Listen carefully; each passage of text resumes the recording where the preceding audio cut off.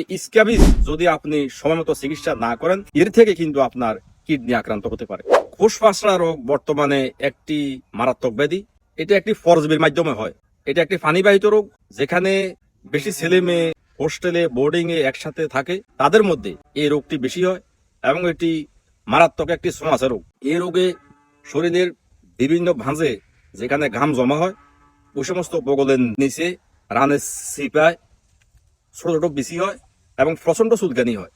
এবং যখন গরম লাগে তখন চুলকানি আরো বাড়ে, কারণ শরীর যখন ঘামে, যখন গরম পড়ে, তখন ওই ওই পরজীবীগুলো হাঁটাচলা করে, তখন চুলকানি আরো বাড়ে। এর চিকিৎসা হলো প্রথমত কৃমির ওষুধ খেতে হবে এবং ডাক্তারের পরামর্শ অনুযায়ী পারমেথ্রিন গ্রুপের ওষুধ আছে, মলম, এই মলম লাগাবেন এবং পরিবারের সকলের চিকিৎসা একসাথে করবেন।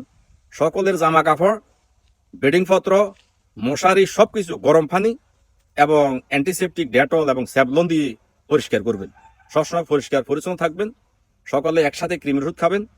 এরপরে পরজীবী দমনের একটি ওষুধ আছে, ইভারমেকটিন। এটা ডাক্তারের পরামর্শ অনুযায়ী খাবেন।